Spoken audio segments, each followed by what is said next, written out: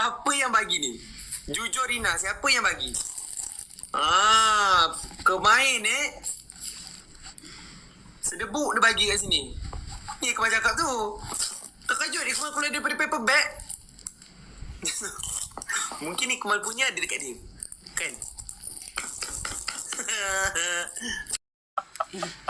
Ini bangun-bangun je kan? Tengok macam mesti dia pun ada bantal macam Kemal.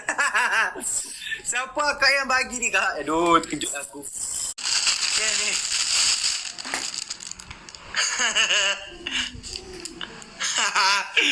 Ini satu.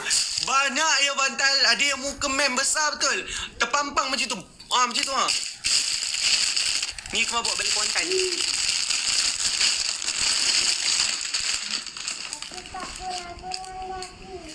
Abang Don dengan mother tu, dengan Kak Aisyah tu kena buat bantal macam ni. Tahu tak? Abang Don sebelah. Amoy! Kamu terima kasih Amoy. 1 million like, terima kasih. Terima kasih. Sebelah. Nurul tak ada Kemal. InsyaAllah tak ada. Kemal balik Kuantan ni, Kemal buat Nurul. Dia penuhkan rumah Kuantan pula dah. Yelah, kalau kat sini. Yelah. Memanglah last meet and greet dengan mem kan. Tak tahulah lagi